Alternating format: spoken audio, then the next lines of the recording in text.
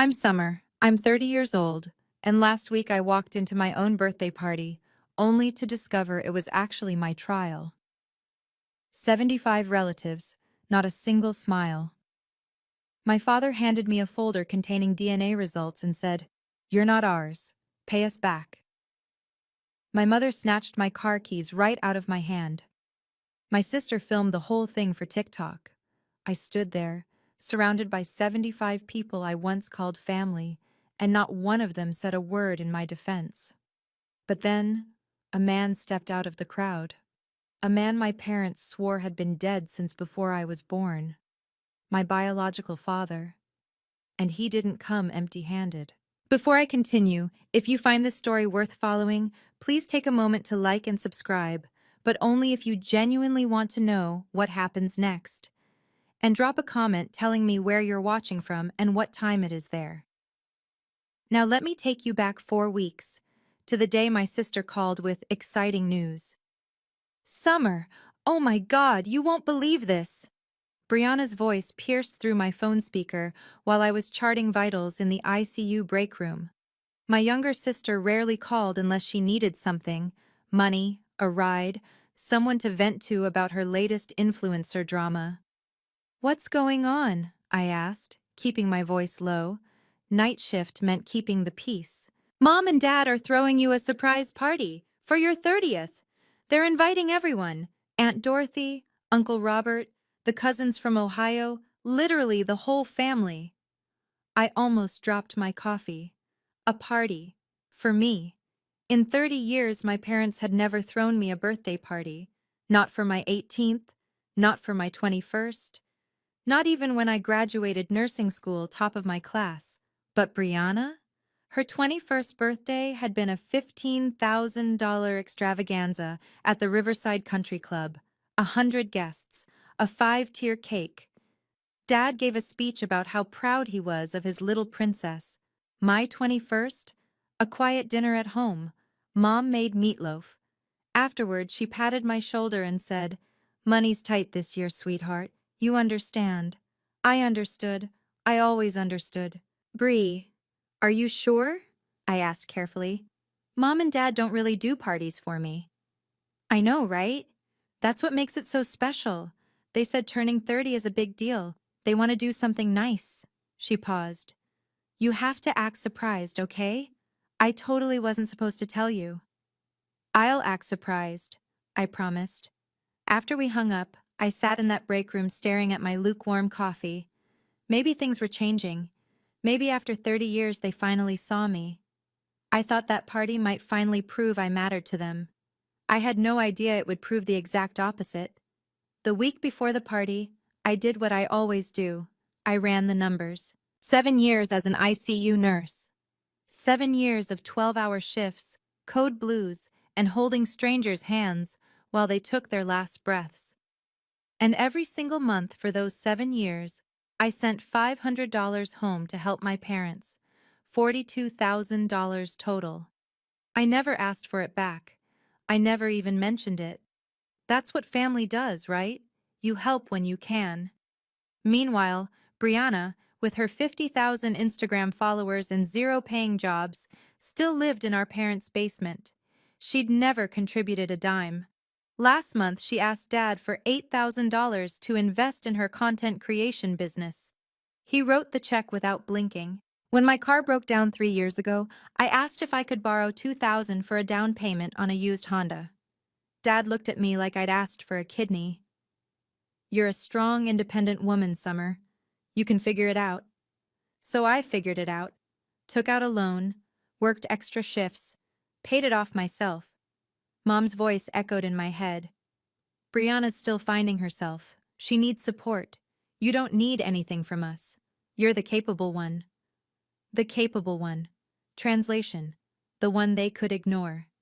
That night, while prepping for the party, I caught myself wondering something I'd buried for years. I'd never actually seen my birth certificate. The original one. Mom said it was lost in some flood back in 2005. Funny thing though, I checked the county records once, out of curiosity. There was no major flood in our area in 2005, but I pushed that thought aside. Why would my parents lie about something like that? The stakes couldn't have been higher. 3 days before the party, I got the email I'd been waiting 5 years to receive. I was being considered for the charge nurse position. The interview was in 2 weeks. Everything I'd worked for was finally within reach. There was just one catch. The hospital required a professional recommendation letter, and my manager suggested I ask someone with board connections, someone who could speak to my character and work ethic. "Your father used to be on our board, didn't he?" she asked. "Gerald Patterson." A letter from him would carry serious weight, so I called Dad. "A recommendation letter?" He sounded almost pleased. "Of course, sweetheart. I'd be happy to write one for you." I nearly cried from relief. "I'll give it to you at your birthday party," he continued. "Make it a special moment, a father presenting his daughter's future to the whole family." Something about his tone felt off, too rehearsed, too smooth, but I dismissed it. Maybe he was just being sentimental. 30 was a milestone after all. "That sounds wonderful, Dad. Thank you." "Anything for my girl." My girl. He'd never called me that before. That was always Brianna's title. I hung up feeling lighter than I had in months. The promotion, the party, the letter, everything was falling into place. I was even ahead on my apartment savings. 3 more months and I'd have enough for a down payment on my own place. For the first time in years, I let myself believe that maybe my family was finally seeing me, really seeing me. I bought a new dress for the party, navy blue, elegant but not flashy. I wanted to look professional, worthy. I had no idea I was dressing for my own execution. The night of the party, I stood in front of my bathroom mirror and barely recognized myself. The navy dress hugged my frame perfectly. I'd done my makeup carefully, subtle but polished. Professional. I even bought a small gift for my parents. A leather-bound photo album I'd spent weeks filling with family pictures. Ridiculous, right? Bringing a gift to your own birthday party. But that was me. Always giving. Always trying to earn something that should have been freely given. I remember being 10 years old, spending hours on a Mother's Day painting for Mom. Watercolors. A garden scene. I thought it was beautiful. Mom glanced at it, then looked at Brianna's stick figure drawing and gushed. "Oh, sweetheart, you're such an artist. Let's put this on the fridge." My painting went in a drawer. I found it years later, still rolled up, never framed. From that day forward, I tried harder, studied harder, worked harder. I thought if I could just be good enough, talented enough, successful enough, they'd finally look at me the way they looked at Brianna. 30 years. 30 years of trying. Before leaving my apartment, I checked my reflection one final time. "Tonight's going to be different," I told myself. "They're throwing you a party. They're proud of you. Dad's writing you a letter. Things are changing." I grabbed my keys and headed for the door. That's when I saw her. Brianna, sitting in her car outside my building, her phone aimed at my Honda. "Hey," I called out, walking over. "What are you doing?" She grinned, pocketing her phone. "Nothing. Just love your car. Can I borrow it sometime?" "Sure," I said automatically. She smiled wider. "Great. See you at the party, sis." Something cold slithered through my stomach, but I ignored it. I was good at ignoring warnings. The Grand Oak restaurant glittered like a promise. Through the windows I could see the warm glow of chandeliers, the shadows of dozens of people moving inside. My parents had reserved the entire private dining room, something they'd only ever done for Brianna's graduation party. I sat in my car for a moment, rehearsing my surprised face. Wide eyes, hand over heart. "Oh my goodness, you shouldn't have." Silly, but I wanted to give them what they wanted. I wanted this night to be perfect. I walked through the entrance, my heels clicking against marble floors. A hostess directed me to the back. "The Patterson party? Right through those doors, ma'am." I took a breath, pushed open the doors. Silence. No streamers, no balloons, no chorus of surprise, just 75 faces turning toward me in unison. Nobody was smiling. I scanned the room, my rehearsed expression frozen on my face. There was Uncle Robert, arms crossed, jaw tight. Aunt Dorothy clutching her purse like a shield, eyes darting away from mine.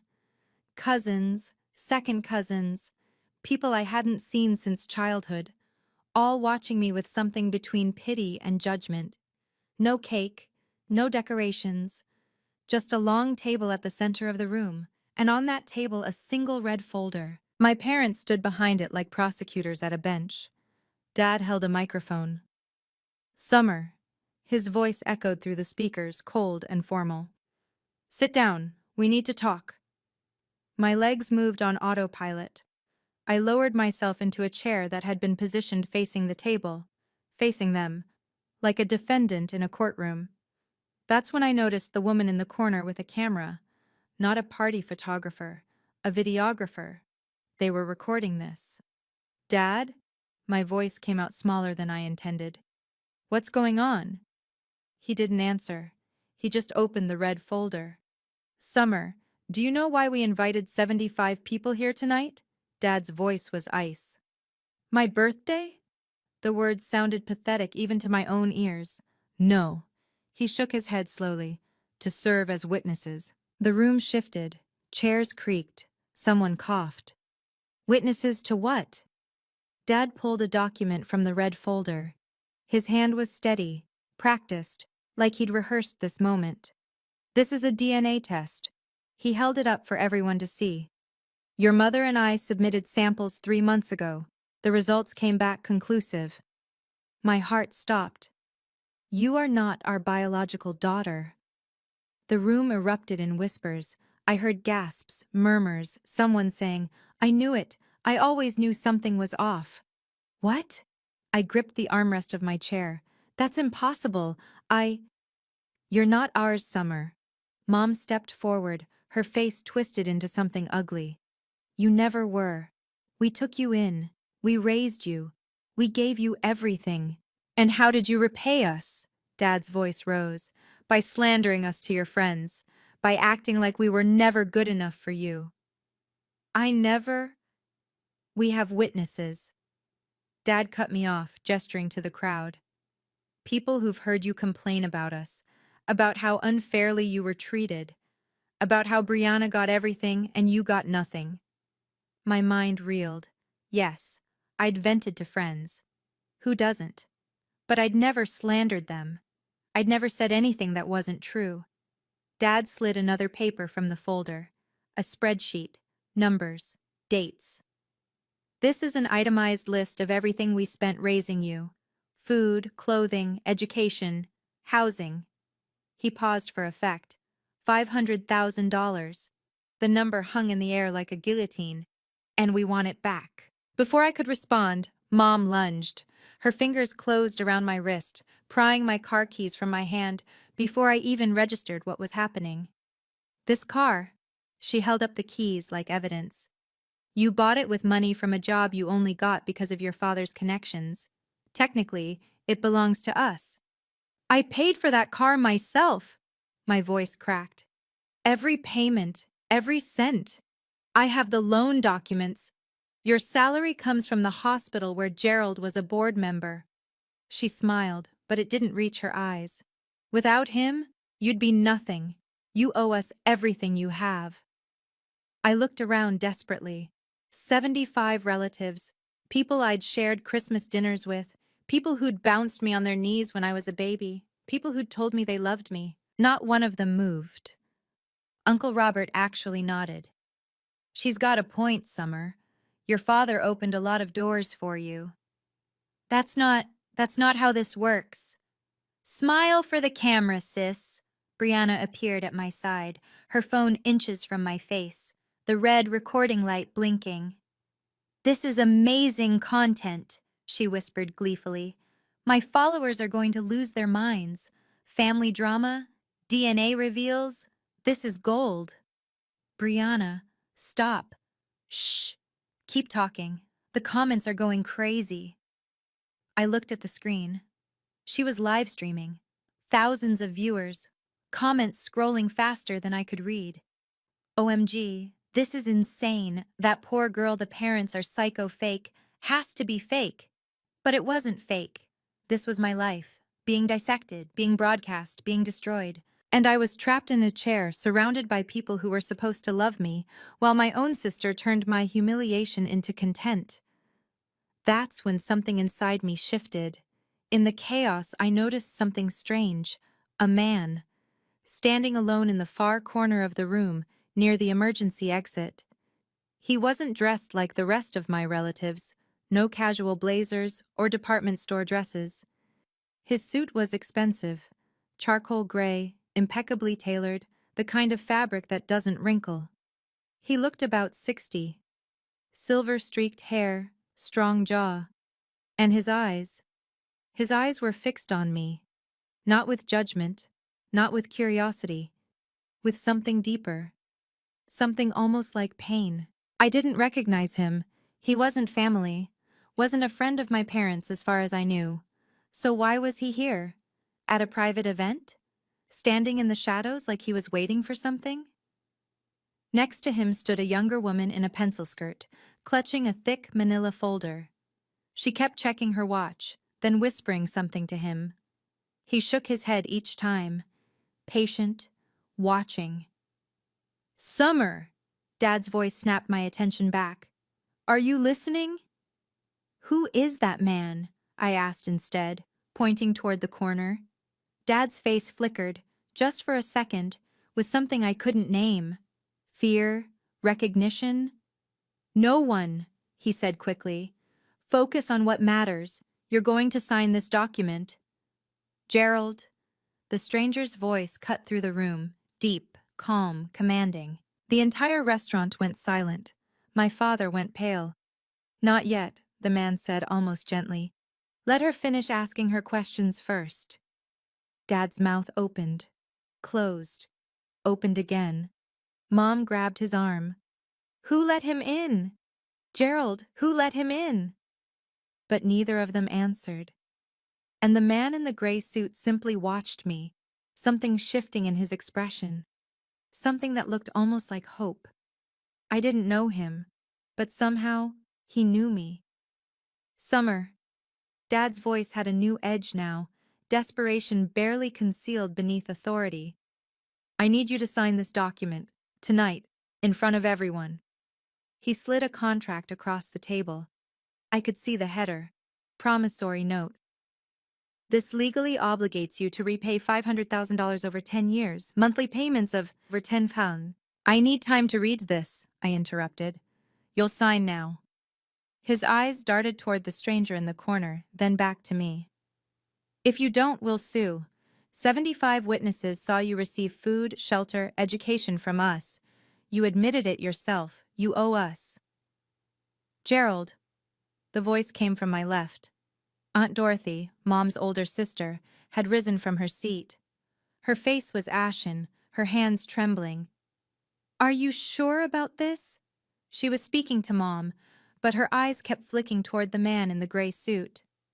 If he finds out what you—" "Shut up, Dorothy." Mom's voice was a whip crack. "But the receipts."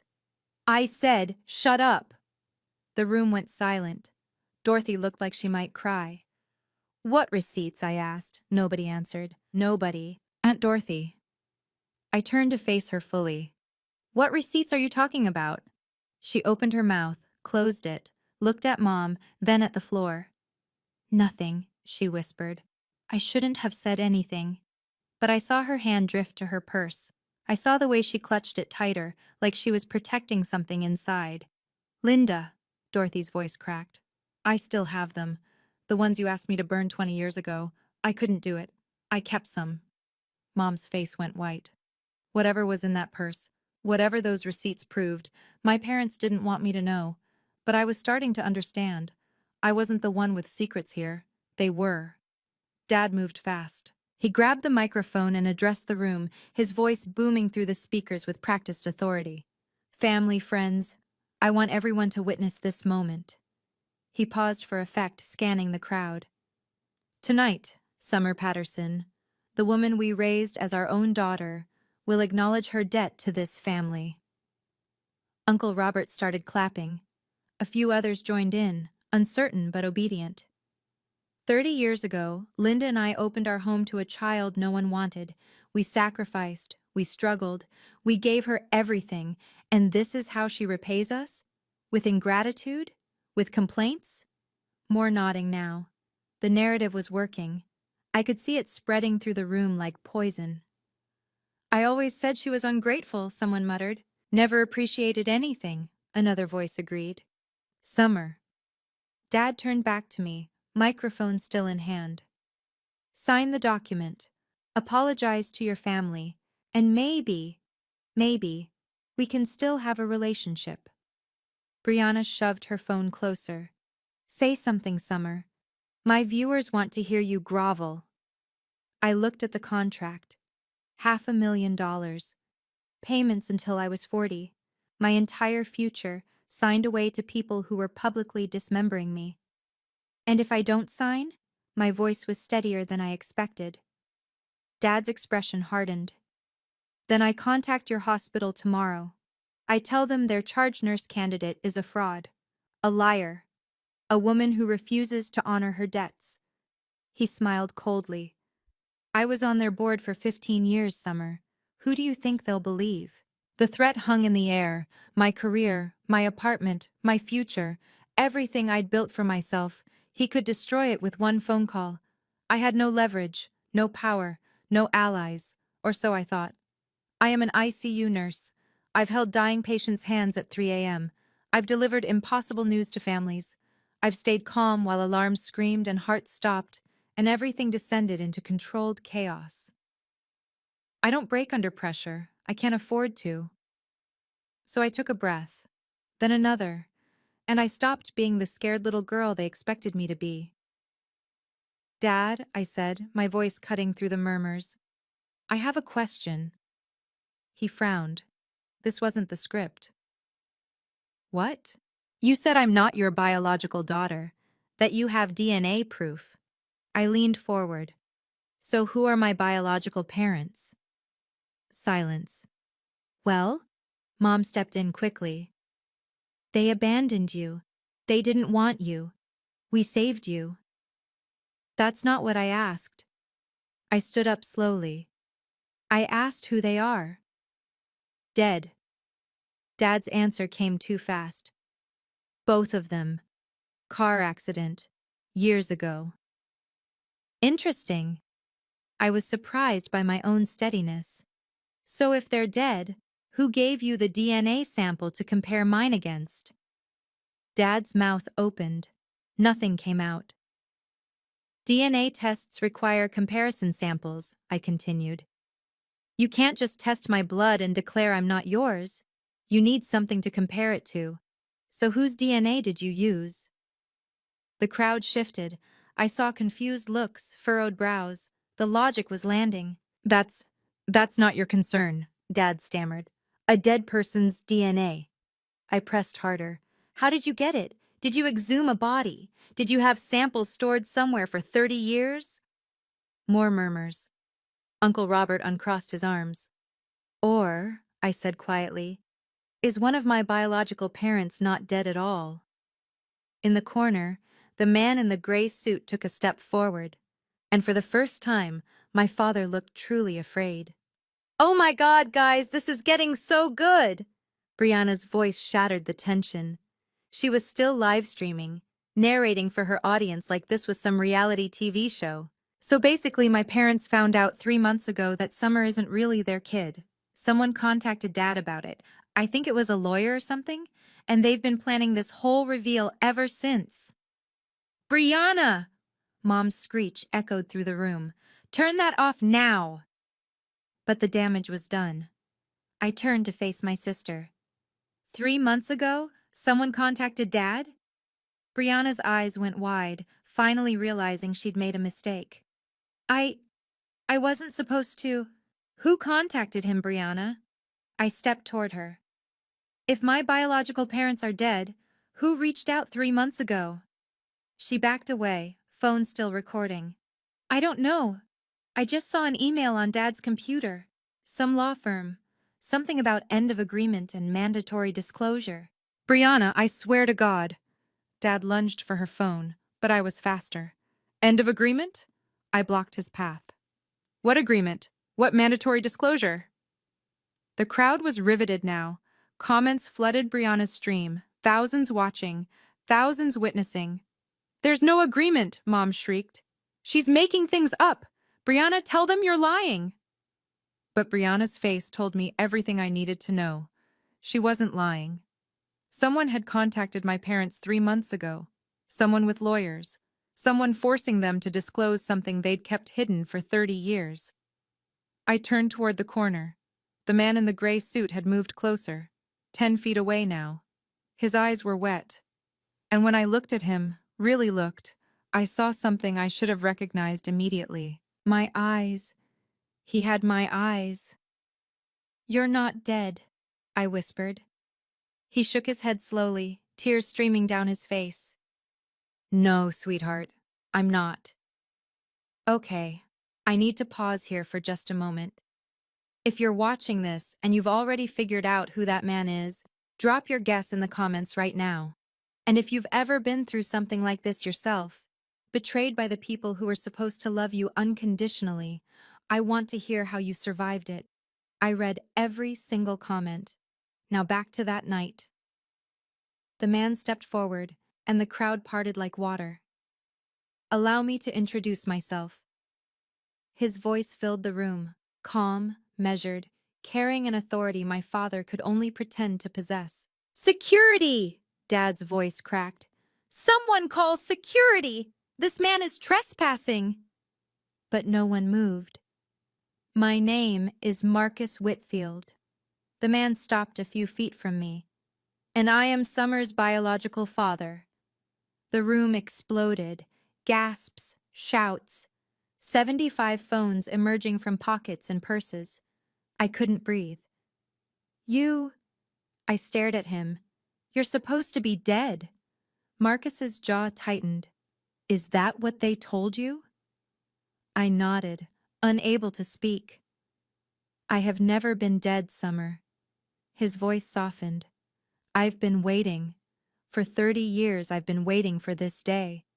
He's lying, Mom screamed, her composure finally shattering. He's a con man, a fraud. Gerald, tell them. But Dad was frozen, his face the color of ash. Gerald? Marcus turned to face him, and something cold entered his tone. Would you like to tell her the truth? Or should I? Silence. Marcus nodded slowly. I thought so. He turned back to me, and his expression changed, became gentle, almost tender. Your mother, your biological mother, was named Catherine. Catherine Hayes. We loved each other very much. When she became pregnant with you, her family... He paused, composing himself. Her family disapproved. They forced her to give you up. Then how? The Pattersons agreed to adopt you, under certain conditions. His eyes flickered toward my parents. Conditions they were very well compensated for. I felt the floor tilt beneath me. What conditions? Marcus reached into his jacket and withdrew a photograph, old, slightly faded. A young woman with my face, my eyes, my smile. This was your mother, he said softly, and she loved you more than anything in this world. The woman in the pencil skirt, Marcus's assistant, stepped forward and handed him a thick manila folder. Gerald, Marcus said, his voice dangerously calm. You just demanded that Summer repay $500,000 for the cost of raising her. That's right. Dad's voice was weak, defensive. Every penny we spent. Interesting. Marcus opened the folder. Because, according to my records, you've already been paid. He pulled out a stack of papers and held them up for the room to see. Bank statements, transaction records, dozens of them. $1,500 every month for 28 years. Marcus's voice carried to every corner of the room. starting in 1996, ending just last year. That's over $500,000, Gerald. 504,000 to be precise. The crowd stirred. Confusion rippled through the relatives. What is that? Uncle Robert demanded. These are wire transfer records. Marcus handed a stack to the nearest table. Feel free to examine them. Every single payment is documented. Dates, amounts, account numbers. He paused. And Linda's signature confirming receipt. Mom let out a strangled sound. You? I turned to face my adoptive mother. You received money for 28 years? She wouldn't meet my eyes. Answer me! It was compensation, she finally screamed, for taking you in, for raising someone else's unwanted. Unwanted? Marcus's voice cut like a blade. I begged to keep her. I begged to raise her myself, but your family demanded I wait until she turned 30. They demanded I stay away. His voice cracked. And I agreed, because I thought you would love her. I thought you would give her a good life. He looked at me, tears streaming openly now. I'm sorry, Summer. I'm so sorry I wasn't there. Marcus reached into his jacket one more time. This time he pulled out an envelope. Old, yellowed with age, the edges soft from years of handling. Your mother, Catherine, passed away when you were 5 years old. His voice trembled. Cancer.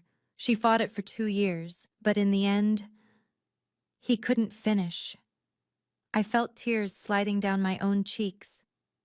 Before she died, she wrote you a letter. She gave it to me and asked me to keep it safe until you were old enough to understand.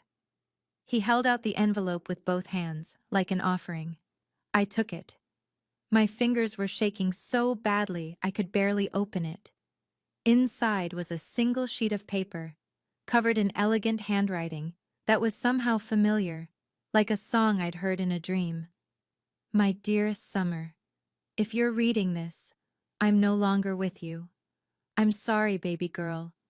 I'm so sorry I couldn't stay. I want you to know that you were never unwanted. You were never a mistake.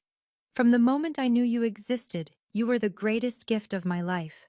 Your father, Marcus, is a good man, the best man I've ever known. I was too young and too scared to fight for us, and that's my biggest regret. Please don't blame him for being absent. He wanted you. He always wanted you. Live your life with courage, my darling. Be kind, be strong, and know that wherever I am, I'm watching over you.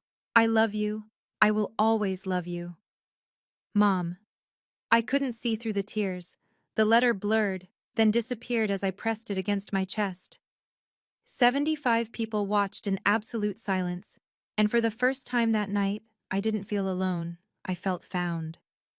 I need to say something. Aunt Dorothy's voice cut through the silence. She stood up, clutching her purse against her chest like armor. Dorothy, sit down. Mom's voice was venomous. No! Dorothy shook her head, tears streaming. I've kept your secrets for 30 years, Linda. I can't do it anymore. She opened her purse and pulled out a small stack of papers, wrinkled, faded, some spotted with age. These are bank receipts. Her hands trembled as she held them up. Every month, Linda asked me to pick up the wire transfers in cash. She told me it was from a life insurance policy. Dorothy laughed bitterly. I believed her. For years I believed her. Dorothy, I swear to God, I found out the truth 5 years ago. Dorothy's voice strengthened. I saw Marcus's name on one of the transfers. I confronted Linda. She told me if I said anything, she'd tell everyone about... She faltered. About my own mistakes. She blackmailed me into silence. I looked at my adoptive mother, really looked at her, and saw someone I'd never recognized before. You knew, I said slowly. All this time, you knew I had a father who wanted me, who was paying to make sure I was cared for, and you let me believe I was unwanted. Mom's face twisted. We raised you. We fed you. We gave you a roof over your head. With his money, I gestured toward Marcus. You raised me with his money, and you still treated me like I was less than nothing. I stood, finally steady on my feet. You didn't want $500,000 from me tonight. My voice was cold, clear. You wanted to get rid of me before he could tell me the truth. Before I found out what you really were. Mom had no answer. Because there was none. Dad made one last desperate attempt. Summer, listen to me. His voice had changed, softer now, almost pleading. We're still your family. We raised you. We love you. This was just a misunderstanding. A misunderstanding? I almost laughed. You staged a public humiliation. You demanded $500,000. You threatened my career. You had Brianna livestream my destruction to thousands of people. I shook my head. That's not a misunderstanding. That's a betrayal. But we're still your parents. No. The word came out calm, final. You're not. You're the people who took money to raise me, then treated me like a burden. You're the people who lied to me for 30 years. You're the people who weaponized my own birthday to destroy me. I turned to face the crowd, all 75 of them. I'm not asking any of you to choose sides. This is my family drama, not yours. I paused. But I will say this, not one of you stood up for me tonight. Not when they called me a fraud. Not when they took my keys. Not when my sister shoved a camera in my face. 75 people, and not one voice of defense. Silence. Eyes dropping to the floor. I won't forget that. Finally, I turned to Marcus. Mr. Whitfield. I stopped, swallowed. Marcus, I need time. I can't call you Dad. Not yet. This is all too much. His eyes were wet, but he nodded, understanding. I've waited 30 years, he said softly. I can wait a little longer. I walked toward the door. Mom tried to block my path. You can't just leave. We're not finished. Yes. I looked her in the eye. We are. I stepped around her and walked out of that restaurant. And I never looked back. I wasn't there for what happened after I left, but Dorothy told me everything later, and Brianna's live stream, which she apparently forgot to turn off, captured every painful second. The moment the door closed behind me, the room erupted. Gerald turned on Linda. You knew? You knew there was money this whole time and you never told me? I was protecting us, Linda screamed back. Protecting this family. By lying to me for 28 years? You never asked questions, you just spent what I gave you. The relatives scattered like roaches when the lights come on.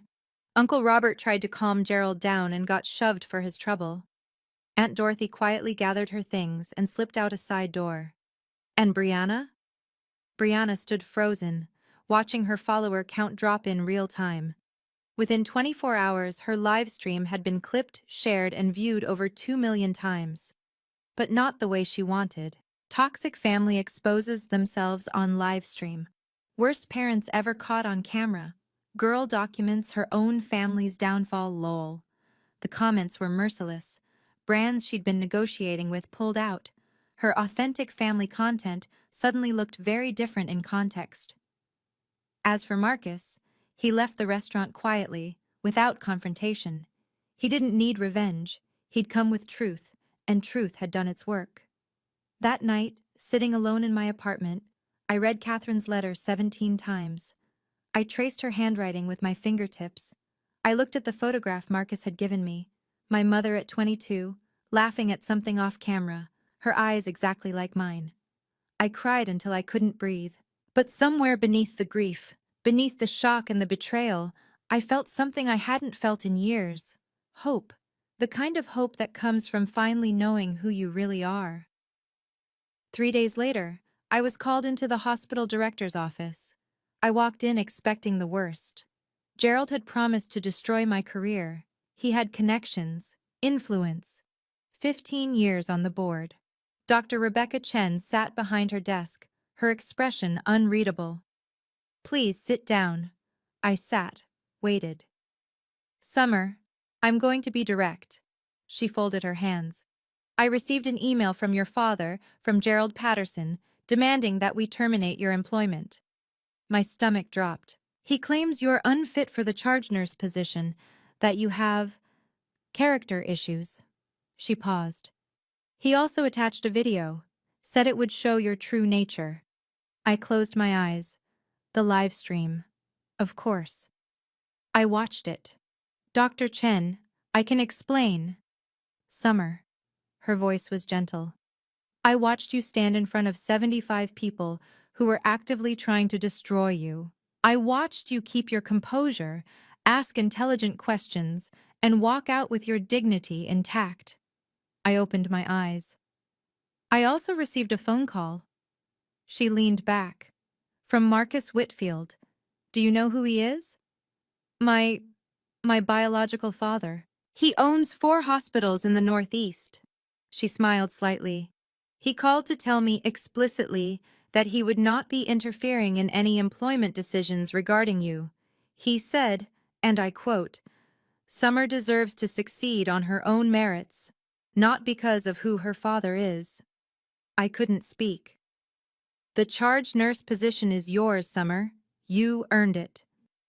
Dr. Chen stood and extended her hand. Congratulations. I shook her hand, barely processing. One more thing. She smiled. Gerald Patterson's email didn't hurt your case, but it certainly hurt his reputation. The board has formally removed his name from our benefactor wall. Small victories. But that one felt pretty good. 2 weeks after the party, Dorothy called with updates. Gerald and Linda had filed for divorce. Not because of me, or not entirely because of me. The night of the party, Gerald had gone through Linda's personal files. He found more than just the wire transfers from Marcus. Apparently, she'd been hiding money for years, accounts he never knew about, purchases she'd concealed, a secret credit card with a $40,000 balance. Turns out your adoptive mother, had been planning her escape for a decade, Dorothy told me. Gerald just gave her the excuse she needed to leave. The irony wasn't lost on me. They'd staged a public trial to expose my betrayal. Instead, they'd exposed their own. Brianna lost over 20,000 followers in the first week. The comments that followed her everywhere were brutal. Aren't you the girl who live-streamed her sister's trauma for clout? Imagine exploiting your own family for views. Couldn't pay me to follow this garbage human. She deleted her TikTok, started fresh on a new account. Last I heard, she was doing mindfulness content now. The irony writes itself. Gerald tried to reach me once. A long email that managed to apologize while still blaming everyone but himself. I'm sorry things happened the way they did. But you have to understand the pressure I was under. I deleted it without responding. Linda called 12 times. I let them all go to voicemail. The messages got progressively more desperate. First angry, then pleading, then weepy. I didn't respond to any of them. Not because I hated them, not because I wanted revenge, but because I'd finally learned something it took me 30 years to understand. Some relationships can't be repaired. They can only be survived. If you've made it this far, I have a question for you. Do you think Summer should forgive her adoptive parents? Comment A if you think yes, B if you think no, and C if you think it depends on what happens next. And if you haven't subscribed yet, now's the time, because what I learned in the months that followed changed everything. Let me finish the story. 1 month after the party, I met Marcus for the second time. Not at his corporate office, not at some fancy restaurant designed to impress. At a coffee shop called the Bean Counter, a tiny place with mismatched furniture and mediocre espresso. Catherine and I used to come here, he explained, settling into a worn armchair, before everything fell apart. We'd sit in this exact corner and talk for hours about our future. I looked around at the peeling wallpaper, the crooked picture frames. It's not what I expected. What did you expect? I don't know, something bigger. Marcus smiled, a sad smile that made him look younger somehow. Money doesn't fix everything, Summer. I learned that the hard way. He stirred his coffee slowly. I could have fought harder for you. I could have hired better lawyers, pressured Catherine's family, used my resources to force the issue. Why didn't you? Because Catherine asked me not to. He looked at me, and I saw 30 years of regret in his eyes. She was dying, and she was scared. Scared that if I pushed too hard, her family would take you somewhere I'd never find you. She made me promise to wait, to trust that the Pattersons would do right by you. They didn't. No, his voice cracked. They didn't. And I will never forgive myself for not seeing that sooner. We sat in silence for a while. I don't know how to do this, I finally admitted. I don't know how to have a father. Marcus reached across the table and gently took my hand. Neither do I, really. He smiled through tears. But I'd like to try, if you'll let me. I didn't pull away. Okay, I said softly. Let's try. It wasn't forgiveness, but it was a start. 3 months later, I signed the lease on my own apartment. It wasn't fancy, a one-bedroom on the third floor of an older building, with a kitchen the size of a closet, and windows that stuck when it rained. But it was mine. Every penny came from my own savings, my own paychecks, my own years of sacrifice. Marcus offered to help with the down payment. I said no. I need to do this myself, I told him over coffee, our weekly ritual now, always at the bean counter, always in that same corner. He nodded. I understand. And he did. That was the thing about Marcus. He understood that helping didn't mean rescuing, that being a father didn't mean taking over. He showed up on moving day anyway, not with money or movers, but with a toolbox and a willingness to assemble IKEA furniture. We spent 6 hours putting together a bookshelf. It came out slightly crooked. It was perfect. On my new desk, I placed Catherine's photograph in a simple wooden frame. Every morning I look at her face and I see myself. I don't talk to Gerald anymore, or Linda, or Brianna. Dorothy calls sometimes. She's the only Patterson I still speak to. She sends me recipes, asks about work, never mentions the party. I think she feels guilty. I think she's trying to make amends in her own small way. I let her. Marcus and I see each other every Sunday now. Sometimes we talk for hours. Sometimes we just sit in comfortable silence. I'm learning who he is, his humor, his regrets, his quiet strength. I'm not ready to call him Dad yet, but I'm getting closer. Summer, he told me last week. I don't need a title, I just need you in my life. That was enough. For now, that's more than enough. Looking back, I've spent a lot of time trying to understand why. Why did Gerald and Linda do what they did? A therapist friend once explained it to me this way. Gerald wasn't evil. He was terrified. His entire identity was built on control. Control of his finances, his family, his reputation. When Marcus resurfaced, that control was threatened. Gerald didn't attack me because he hated me. He attacked because he was scared of being exposed. He lashed out before the truth could come out on its own terms. It doesn't excuse what he did, but it explains it. Linda was more complicated. She carried jealousy like a second heartbeat. Jealousy of Catherine, the woman Marcus truly loved. Jealousy of me, the living reminder of that love. Every time she looked at my face, she saw the daughter of her husband's imagined rival. She never bonded with me because she never let herself. And when the opportunity came to get rid of me while keeping the moral high ground, she took it. Again, not an excuse, an explanation. And me? What was my role in all of this? Here's the hard truth. I made it easy for them. 30 years of people-pleasing. 30 years of swallowing my needs to keep the peace. 30 years of telling myself that if I just tried harder, loved harder, gave more, they would finally see my worth. They never did. Because people who use you don't want you to have worth. Your unworthiness is what makes them feel powerful. I was so busy trying to earn their love that I never stopped to ask if they were capable of giving it. Here's what I want you to take from my story, if anything. Your value isn't determined by how others treat you. If someone consistently makes you feel like you're not enough, not good enough, not grateful enough, not worthy enough, that's information. Listen to it. Setting boundaries isn't revenge, it's self-respect. And sometimes the family you're born into isn't the family you're meant to keep. I'm 30 years old now. I have a job I love, an apartment that's mine, a biological father who's learning how to be present, and a future I'm writing myself, one day at a time. The Pattersons wanted to destroy me. Instead, they set me free. And honestly, that might be the only gift they ever truly gave me. Thank you for staying with me until the end. If this story made you think about your own relationships, the ones that lift you up and the ones that hold you down, I hope you'll share it with someone who might need to hear it. Subscribe if you want more stories like this. And check the description for other videos I think you'll connect with.